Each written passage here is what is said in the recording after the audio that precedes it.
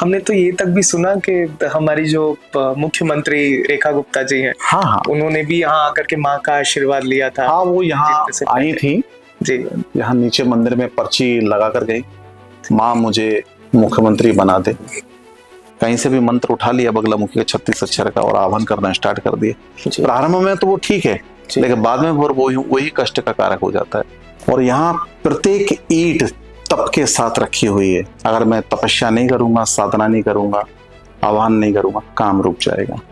ऐसा माना जाता है कि सृष्टि के प्रारंभ में एकोम बहुश्याम, अथा मैं एक हूँ, आदि शक्ति ने जब ये उद्घोष किया मैं एक हूँ अनेक हो जाऊं, जिससे सृष्टि का प्रारंभ हुआ। कोई भी आया है जहां गालियां देकर चला गया, मर गया। आप सोचिए कि दिल्ली के नॉर्थ और वेस्ट कोने में ये मंदिर स्थापित है। आपकी जन्मपत्री या मेरी जन्मपत्री का छठा हाउस है ये, यानी दिल्ली की कुंडली का छठा हाउस। तो आचार्य जी कौन कौन सी दीक्षा हम यहाँ देते हैं? 5 पीठ बड़े प्रसिद्ध हैं, अर्थात 5 शमशान बड़े प्रसिद्ध हैं।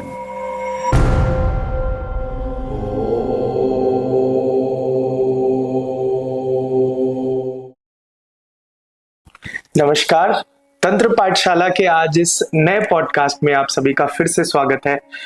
आज हमारे साथ आचार्य श्री अतुल्यनाथ जी हैं और आज हम इनसे चर्चा करने वाले हैं कि किस तरह से बगलामुखी इस शक्तिपीठ का निर्माण हुआ, किस तरह से हम आचार्य जी ने आगे का कार्य किया, कितने लोग यहाँ से ग्रेजुएट हुए और तंत्र की विद्या प्राप्त करके वो अपने जीवन का उन लोगों ने सुधार किया। तो आचार्य जी मैं आपका स्वागत करता हूँ। जरूर जरूर जरूर। कैसे हैं आप, ठीक हैं? हाँ जी साहब। आचार्य जी बताइए। तो आचार्य जी शुरुआत कैसे हुई और तंत्र का मार्ग ही क्यों? देखिए, बताया ना कि जब देवी की सिद्धि कर ली तो हम लोग ऐसे भागते रहे, भटकते रहे, और जब यहाँ आए तो इस प्रकार की लोगों ने सौदेबाजी की। ठीक है, देवी की मूर्ति स्थापित हो गई, लोगों का आना जाना शुरू हो गया, और फिर हुआ एक ऐसा युद्ध। अब लोग चाहते थे कि महाराज जी को यहां से भगा दो, परंतु तो देवी नहीं चाहती थी। मतलब लोगों को ये चाहिए था कि मंदिर यहाँ रहे लेकिन महाराज जी ना रहे, कोई दूसरे। हाँ, भगा दो उनको, महाराज जी को, क्योंकि अब उनका उद्देश्य पूर्ण हो गया ना। तो देवी ने एक ऐसा खेल रचा जो आश्चर्य है। देखिए, हम सोचते हैं कि ये मंदिर हमारा है, लेकिन भगवती का ही घर है। हम सोचते हैं कंस्ट्रक्शन हम कर रहे हैं, नहीं नहीं, वो ही करा रही है। आप सोचिए, तब से लेकर अब तक कंस्ट्रक्शन लगातार चल रहा है। कहां से धन आता है, किस हिस्से को क्षतिग्रस्त हो जाता है, वो फिर उसको पुनः बनाया जाता है। लगातार 18-19 वर्षों से यही लगातार सब कुछ चल रहा है। और यहाँ प्रत्येक ईंट तप के साथ रखी हुई है। अगर मैं तपस्या नहीं करूंगा, साधना नहीं करूंगा, आह्वान नहीं करूंगा, काम रुक जाएगा, और जब तप करूंगा तो काम चल पड़ेगा। और कोई एक व्यक्ति ऐसा नहीं जो ये कह दे कि जहां मैंने ये 1 रुपया दान दिया।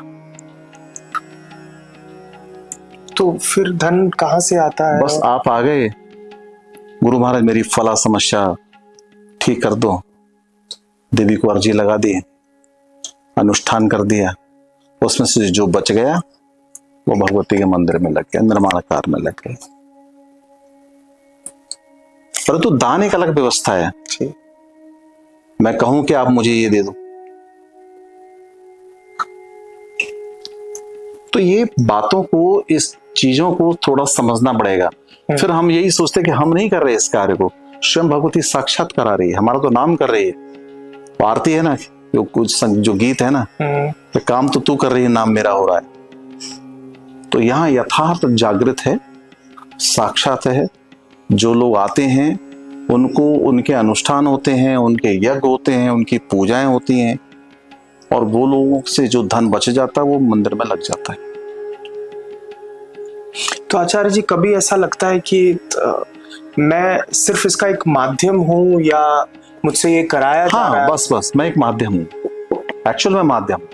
आप सोचिए कि दिल्ली के नॉर्थ और वेस्ट कोने में ये मंदिर स्थापित है। आपकी जन्मपत्री या मेरी जन्मपत्री का छठा हाउस है ये, यानी दिल्ली की कुंडली का छठा हाउस। जो शत्रु भाव है, और मैं दावा करता हूं कि जो व्यक्ति अपने शत्रु को प्रणाम कर लेगा तो शत्रु ही समाप्त हो जाएगा। क्या बात है। तो इस क्षेत्र पर अगर दिल्ली के वासी आकर फायदा उठाते हैं तो इसीलिए उठाते हैं। यहां आके कोई भी नेता आके प्रणाम करता है तो भगवती उसको आशीर्वाद दे देती है। तो आचार्य जी, जैसे आपने शत्रु शब्द का इस्तेमाल किया, 20 साल से कंस्ट्रक्शन चल रहा है। हाँ, तो ऐसी बहुत सारी तकलीफें आई, बहुत घटनाएं घटी जीवन में। कोई ऐसा इंस्टेंस, कोई ऐसा वाक्य जो आपको कोई भी आया बकवास करके चला गया, गालियां दे के चला गया मान लो, और जाके वाड़ा तिरछा हो गया, टेढ़ा मेढ़ा हो गया। कोई भी आया जहां गालियां दे के चला गया, मर गया। कोई भी आया गलत उद्देश्य से मंदिर को क्षति पहुंचाने के लिए, वो मिट गया। ऐसे 50 प्रमाण। तो इसके लिए आपको कुछ करना पड़ा? नहीं, सिर्फ माँ की सब कृपा भगवती। है? हमें तो पता ही नहीं है कौन आया। हर बार थोड़ी ऐसा होगा मैं जहां बैठा हूँ और आप आओगे या कोई आएगा। तो मेरे अब्सेंस में जब ये हुआ तो ये घटनाएं घटी। आज आचार्य जी, हमारे पाठशाला से कितने लोगों ने, अगर हम ग्रेजुएशन कहें, कम से कम 14,500-15 हजार आदमी यहाँ से शिक्षित है, यहाँ से दीक्षित है। और पूरे हिंदुस्तान में बगलामुखी के साधक सबसे ज्यादा यहीं से बने हैं। अगर दतिया के बाद अगर सबसे ज्यादा अगर बगलामुखी के साधक हुए तो इस पीठ से हुए। 2007 से लेकर अब तक लगातार और ये चल रहा है क्रम। और वो सभी आपके कांटेक्ट में है? वो बहुत हद तक, बहुत हद तक लोग आते हैं जाते हैं, और आज भी लोग आ रहे हैं। अब आप देखिए ना कि यहाँ दुनिया भर के मंत्रियों के यज्ञ हो जाते हैं या दुनिया भर के विधायकों के यज्ञ होते हैं। चलता है, कुछ ना कुछ लगा ही रहता है, चलता ही रहता है। सही बात है, कहते हैं जहाँ चमत्कार है वहां नमस्कार है। तो माता का बगलामुखी तो अपने आप में सक्षम है। आप तपस्वी बनिए, तब करिए, आप सब कुछ हो जाएगा, क्योंकि राज राजेश्वरी है, राज की अधिष्ठात्री है, अर्थात संपूर्ण साम्राज्य जो उसकी इच्छा से ही चल रहा है। आचार्य जी, थोड़ा बहुत और माँ के बारे में अगर हम जान सकें कि बगलामुखी माँ कौन है, और क्या ये 9 देवियों में ही तो बगलामुखी माँ है? देखिए, ऐसा माना जाता है कि सृष्टि के प्रारंभ में एकोम बहुश्याम, अर्थात मैं एक हूँ। आदि शक्ति ने जब ये उद्घोष किया, मैं एक हूँ अनेक हो जाऊं, जिससे सृष्टि का प्रारंभ हुआ। जब प्रलय हुआ तो स्वयं महादेव के कहने पर नारायण ने हरिद्वार सरोवर पर किनारे जाकर तपस्या की, और जब तपस्या की तो स्वयं भगवती वही त्रिपुर सुंदरी बगलामुखी का रूप धारण करके उस स्तंभन को, यानी अपनी सृष्टि में होने वाले प्रलय को रोकने के लिए खड़ी हो गई। इसलिए जहां विनियोग की बात आती है, अर्थात भगवान नारायण के द्वारा वो स्तुति स्पष्ट है कि बगलामुखी उत्पन्न है, और जितने बगलामुखी से संबंधित शास्त्र हैं सब में ये घटना लिखी हुई है। और आप सोचिए कि जब नारायण के द्वारा संपूज्य है, मतलब नारायण के द्वारा जब जिसकी पूजा हुई है, तो संपूर्ण विश्व में विजेता है, वही अधिष्ठात्री है। और राज्य से संबंधित जो भी चाहिए आपको, इसके समक्ष बैठिए, जप करिए, तप करिए, आपको फायदा होगा।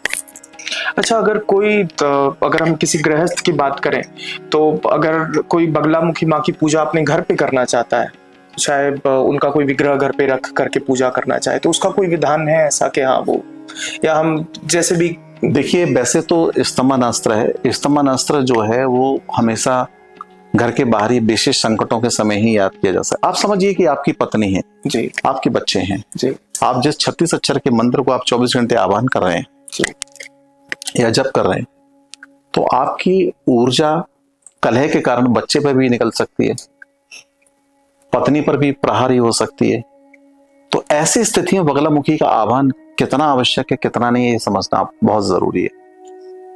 वहीं ग्रस्त में इन चीजों को करना है तो गुरु दीक्षा लेके क्रम विद्या के अनुसार ही करो, अन्यथा तो नुकसान देगी ही देगी। अच्छा, मतलब आप ये कहना चाहते हैं कि बगैर गुरु दीक्षा के, बगैर गुरु के साधना संभव ही नहीं है जी, और बगलामुखी की साधना तो बिल्कुल नहीं। अब आप देखिए ना, आज कितने ही अनेकों लोग जो है कहीं से भी मंत्र उठा लिया बगलामुखी का 36 अक्षर का और आह्वान करना स्टार्ट कर दिए। प्रारंभ में तो वो ठीक है, लेकिन बाद में वही कष्ट का कारक हो जाता है। शुरुआत में, प्रारंभ में प्रत्येक साधक को ये लगता है कि ये शक्ति, ये देवी या ये देवता या ये भूत प्रेत जिसकी भी साधना कर रहा है वो उसके अधीन है, अब उसके गुलाम हो गई। लेकिन उसको ये नहीं पता कि धीरे धीरे धीरे धीरे अब वो गुलाम हो रहा है। वो शक्ति ही जिसने उसको वीर बनाया, क्या बनाया, जिसने एहसास बनाया कि तुम ही पुरुष हो, तुम ही मर्द हो, तुम ही ये हो, तुम ही सत्य हो, तुम्हारी प्रशंसा की, अब धीरे धीरे तुम उसी शक्ति के गुलाम होते जा रहे हो और एक दिन वही शक्ति तुम्हें भक्ष कर लेगी।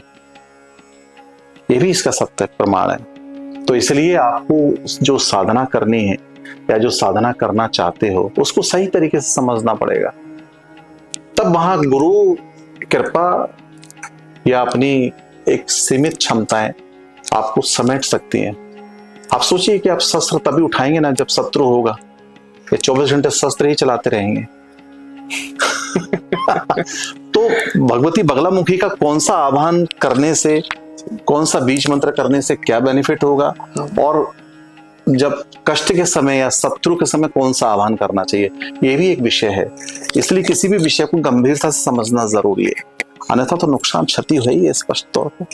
तो आचार्य जी, अगर कोई आपसे मिलना चाहे या आपसे सीखना चाहे तो क्या उसे आपके पास यहाँ आना जरूरी है या वो आपसे फोन पे बात करके? देखिए, फोनों पे बहुत सारी, अब क्या है, लोग तो ऑनलाइन दीक्षा भी दे रहे हैं जी। अब कई तो मेरे पास भी ऐसे फोन आते हैं, गुरुजी ऑनलाइन दीक्षा दो, मैं मेरे का बैठा हूँ। मैंने, भाई मेरे से नहीं होने वाला। गुरु का तात्पर्य कान पकड़ना। क्या पकड़ना? जिसने तुम्हारा कान ही नहीं पकड़ा वो गुरु कैसे हो गया? गुरु दीक्षा का मतलब ये है। अब दीक्षा भी कई प्रकार की है, एक तो कान पकड़ के दे दी, अब उसमें ही आगे चल के फिर अभिषेक का विधान है। ठीक है, तो आप किसी भी क्रम को बहुत बड़ा विस्तारात्मक कर सकते हैं। अब 20 पंडित बुला के आप अपना अभिषेक कराइए, कौन मना कर रहा है? धन है आपके पास। और गुरु दीक्षा लेते समय आप थोड़ा सा जल अपने, वो गुरु महाराज खुद ही जल अभिषेक कर देंगे, वो ज्यादा अच्छा है। तो तरह तरह के करते हैं, यानी यहाँ तो आना पड़ेगा ही अवश्य, बगैर आए तो संभव नहीं है। अगर आपको दीक्षा लेनी है तो काम तो पकड़वाना पड़ेगा अपना। तो आचार्य जी, हमने अभी बाहर सुना कि इस जगह को दैत्य गुरु शुक्राचार्य की तपोभूमि माना जाता था, तो इस बात में कितना सत्य है? देखिए, जाटों का ये एरिया और सुर और असुर यानी देवता और दैत्यों की चर्चा हमारे समाज में सदियों से, युगांतर से होती आई है। तो साधारण तौर पे जो कुबुद्धि वाला व्यक्ति है वो तो शुक्राचार्य है क्या, तो इस प्रकार की विचारधारा यहाँ बन गई थी कि ये शुक्राचार्य की तपोभूमि है। कैसे संभव है ये तो संभवतः मैं नहीं जानता, परंतु ये एक किंवदंती थी जो जहां लोगों में आसपास फैली हुई थी, जिसका कोई गणितीय आधार नहीं है, अर्थात जिसका कोई प्रमाणिक प्रत्यक्षीकरण नहीं है। अब भगवान राम को हम पूछते हैं, ना तो उनकी अंगूठी है, ना उनका कोई शस्त्र है, ना कोई अस्त्र, परंतु आस्था है ना।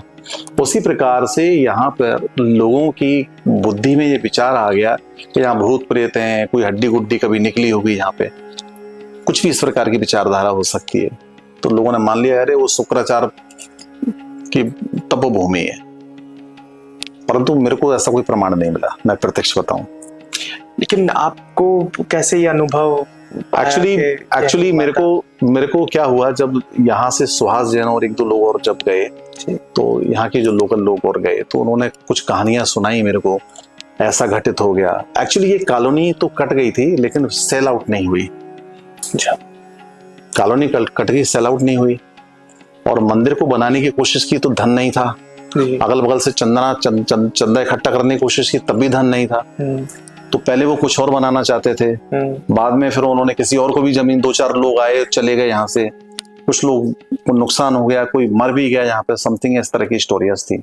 जब मैं आया तो इन्होंने वो सारी कहानियां सुनाई जितनी भी थी, तो उसमें सबसे ज्यादा रोमांचक कहानी जो थी वो दैत्य गुरु शुक्राचार्य की थी। मुझे भी लगा कि शायद हो सकता, संभवतः ऐसा हो। अच्छा, मेरी इच्छा ये थी कि बगलामुखी की मैं उपासक था, तो मेरी इच्छा ये थी कि एक देवी की स्थापना दिल्ली में यहाँ होनी चाहिए। इसी विचारधारा ने इस मंदिर को निर्माण कराया, और यहाँ बहुत सारी कुछ नेगेटिविटीज इस तरह की थी जो मंदिर बनाते समय कहीं ना कहीं फेस की हमने, और अब जाकर हम जीत पाए हैं। अभी भी कभी कभी कुछ चीजें घटित हो जाती हैं, लेकिन मंदिर का निर्माण अभी भी चल रहा है, और लगातार 18-19 वर्षों से मंदिर का निर्माण निरंतर चालू है। लेकिन आचार्य जी कहते हैं ना, प्रत्यक्ष को प्रमाण क्या। कभी मन में कोई ऐसा डाउट आया शुरुआती तौर पे कि मैं सही तो कर रहा हूँ या ये जगह तो सही है, क्योंकि इतनी नेगेटिविटी के बीच में एक ऐसा डिसीजन लेना। जब मैं यहाँ आया और जब मैंने मन बना लिया, कुछ लोग थे मेरे साथ, उन्होंने जिद की नहीं यही बनाओ मंदिर, तो जब मन बना लिया और जब मूर्ति के लिए पत्थर पीले ही कलर का निकला यहाँ पे, उसकी मूर्ति निर्माण के लिए भेज दी। आप सोचिए कि वो समय किस तरह का होगा। रोज कुछ ना कुछ घट रहा था यहाँ आसपास। एक दिन मैं ही यहाँ सो गया तो क्या देखता हूँ, बहुत सारे बुड्ढे, बहुत सारे बुजुर्ग लोग बुड्ढे उल्टी खटिया पर बैठे हुए हैं। कोई ताली पीट रहा है, कोई डब्बा पीट रहा है, कोई कुछ कर रहा है, और कुछ लोग उस खटिया को आगे ले जाते हैं फिर पीछे लाते हैं। उसको यहाँ लोग भूतों की बारात बोलते थे। कुछ तो था यहाँ पे ऐसा जिसको मैंने फेस किया यहाँ पे, जो शायद पूर्णता से बताने वाली बात नहीं है, लेकिन ये कुछ छोटी छोटी बातें जो बता दूं। उनमें से एक बुढ़ा निकल के आया और उसने बोला, क्या करने आया यहाँ तू? हमारी जमीन है, भाग जहां से। कुछ तो एनर्जी थी जो मंदिर को निर्माण करने देने में बाधा थी, और वही एक कारण था कि पूरी कॉलोनी सफर कर रही थी। 4-5 घर थे जिन कॉलोनाइजरों ने पैसा लगाया, उनके पैसे नहीं निकल रहे थे, बुरा हाल था। और जब मूर्ति स्थापना हुई तो मैंने बोला, जाओ अब जितना धन कमा सकते हो कमाओ। और उन्होंने बहुत पैसा कमाया, भगवती की असीम कृपा हुई। जब हम मंदिर का निर्माण के विषय में जब चर्चा हुई तो उन्होंने 3 शर्तें रख दी। एक तो पैसा नहीं, हमारे पास पैसा नहीं लगाएंगे हम, ठीक है कोई बात नहीं।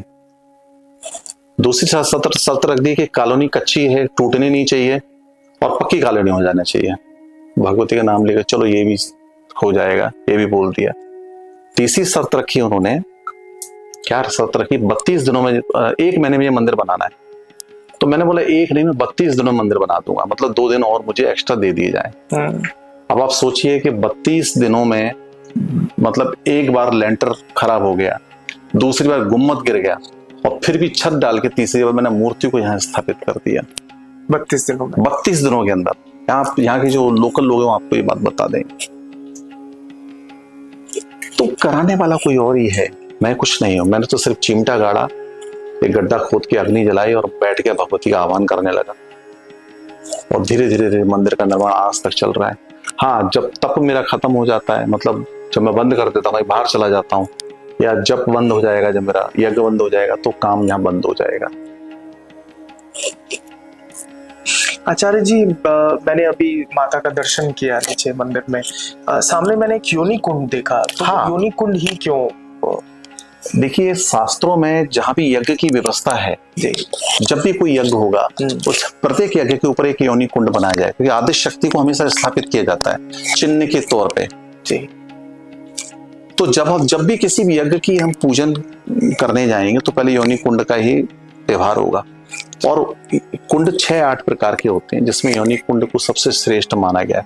आदि शक्ति के लिए श्रेष्ठ यज्ञ वही है, तो यहाँ इसलिए स्थापित किया। तो मैं कामाख्या जाता रहा और भी कई तारापीठ जाता रहा, तांत्रिकों के साथ आचार विचार मिलते जुलते रहे, शास्त्रों में इसका बड़ा वर्णन है। तो ऐसे करके यहाँ योनि कुंड बनाया और उससे बड़ा फायदा हुआ, आने वाले लोगों को बड़ा फायदा होता है। जो भी यहाँ यज्ञ करके जाता है उसके तो बल्ले बल्ले हमारे न्यारे हो जाते हैं। हाँ, हमने पिछले पॉडकास्ट में भी हमारी बात हुई थी, आपने बताया कि वो मूर्तिकार जयपुर से आकर के उस दोने से राख उठा के दी, वो ठीक हो गया। तो ऐसी बहुत घटनाएं हैं यहाँ। किसी के बच्चे नहीं हो रहे तो उस दोने की राख दे दी, बच्चा हो गया उसको। किसी को भूत प्रेत लग गए तो उसके उस नारियल उसार के उस हवन कुंड में डाल दिया, वो उसका भूत प्रेत भग गया। तो ऐसी तो अनेकों घटनाएं यहाँ जो घटती रहती हैं। मतलब इसे हम माँ का आशीर्वाद ही कहेंगे, साक्षात भगवती मौजूद है यहाँ। तो आचार्य जी, जैसा आपने बताया कि हमारे यहाँ के सभी कार्य वो चढ़ावे से आगे नहीं, मतलब या अगर सामान्य तौर पे 1.25 लाख मंत्र का जप कराओगे तो उसका खर्चा बहुत बड़ा होगा, क्योंकि एक पूर्ण व्यवहार को अपनाना, एक सूक्ष्म व्यवहार को अपनाना, दोनों में फर्क है। जी। तो अब जिनके पास धन नहीं है, जो शायद आप पूछने वाले हो, तो मतलब मैं मन की भाषा समझ लेता हूँ। तो जिनके पास धन नहीं है तो वो कैसे देवी की उपासना करें? जी। तो कुछ नहीं, उससे बोलो तुम सिर्फ आरती याद करो, और जब मन में आए भगवती की आरती भाव विभोर होके गा लो, कार्य संपन्न हो जाएगा। कुछ मत करो, झाड़ू पोछा कर लो। मतलब आपको मैं ऐसे प्रमाण दे सकता हूं कि यहाँ लोगों ने आके झाड़ू पोछा सफाई की और जेल से मुक्त हो गए, कोर्ट कचहरी से मुक्त हो गए। ये सेवा भाव है। क्या है? आप कोई भी एक मंदिर का नियम ले लो, प्रतिदिन आओ और जोत जला के चले जाओ, आप हैरान हो जाओगे, आपका कार्य संपन्न होगा। आचार्य जी, इसी बात पे जो लोग आसपास में हैं वो तो मंदिर में आ सकते हैं, हाँ। लेकिन जो लोग दूर बैठे हैं वो क्या करें? देखो, तो उनके लिए कोई मंत्र या कोई ऐसा? देखिए, मंत्र तो बहुत सारे लिखे हुए हैं। हाँ जी। लेकिन ये है कि वो आए या किसी तरह से यहाँ संपर्क करके कोई पूजन यहाँ कराएं या प्रणाम अपनी हाजिरी लगवा दें यहाँ, जी, वो फायदा हो जाता है। भगवती सब जानती है, भगवती आधुनिक भी है, ठीक है। और जहां विज्ञान की चर्चा होती है तो मैं तो यही कहता हूं कि विज्ञान भी बुद्धि से ही प्रारंभ होता है, और बुद्धि की अधिष्ठात्री वही है। बुद्धि और वाणी की अधिष्ठात्री भगवती साक्षात बगलामुखी है। मतलब मैं जो बोल रहा हूं वो सब साक्षात देवी ही बोल रही है, आप जो बोल रहे हैं वो भी देवी ही बोल रही है। शास्त्र कहते हैं कि वाणी ही देवी है, इसलिए वाणी को शुद्ध रखो। क्या रखो? शुद्ध। बुद्धि ही देवी है, इसलिए बुद्धि को जागृत करके रखो, अर्थात जप से, तप से उज्जवल उत्तेजित तो रखो। बस यही सत्य है। तो आचार्य जी, यहाँ क्या रेगुलर अनुष्ठान और हवन किए जाते हैं? तो हाँ, प्रतिदिन यज्ञ होता है यहाँ पे। और जहाँ यहाँ तक तो देखा जाए कि लोगों का आना जाना लगा रहता है, किसी न किसी, एक्चुअली क्या है, कोर्ट कचहरी मुकदमा, मतलब ज्यादातर देखा जाए तो जैसे मैंने कहा ना, शत्रु रोग कर्ज से लोग पीड़ित हैं। तो यहाँ कोर्ट से, कचहरी से, मुकदमे से संबंधित प्रत्येक प्रकार के यज्ञ यहाँ होते हैं, और यहाँ बहुत दूर दूर से लोग आते हैं। आप देख सकते हो, निरंतर जहाँ भगवती का आह्वान होता है, पूजन होता है, सब व्यवस्थाएं मौजूद हैं। तो आचार्य जी, कौन कौन सी दीक्षा हम यहाँ देते हैं? देखिए, 10 महाविद्या से संबंधित साधनाएं लोग करते हैं यहाँ पर। लोग खासकर बगलामुखी से ज्यादा जुड़े हुए हैं। जो लोग IAS IPS या जो भी परीक्षा देना चाहते हैं वो लोग यहाँ आते हैं, उससे संबंधित भी लोग कृपा प्राप्त करने की कोशिश करते हैं। कुछ लोग नील सरस्वती की साधना करना चाहते हैं तो उनको फिर उससे संबंधित जैसे जिस प्रकार की जैसी समस्या हो, समाधान होता ही है। और हमारी कोशिश होती है कि लोगों को साधक बनाए। ज्यादातर मेरी तो अधिकतर कोशिश होती है कि मेरे पास कोई व्यक्ति आया है तो उसको सही तरीके से उसको साधना का मार्ग दिया जाए, क्योंकि हमारे सनातन में जो भी साधक है, जो भी सत्य में साधना कर लेता है, उसके अंदर श्रद्धा, भक्ति भाव और साक्षात्कार इष्ट का या जो व्यवहार बना लेता है वो, उससे उसके अंदर जो दृढ़ प्रतिज्ञा पैदा होती है वो अपने आप में दिव्य है। वो स्वयं देवतुल्य हो जाता है, ऋषि तुल्य हो जाता है। और ये इस कृपा को प्राप्त करना हर व्यक्ति का भाग्य है, सौभाग्य, जो मात्र सनातन धर्म में ही मौजूद है। यही ये व्यवस्था है।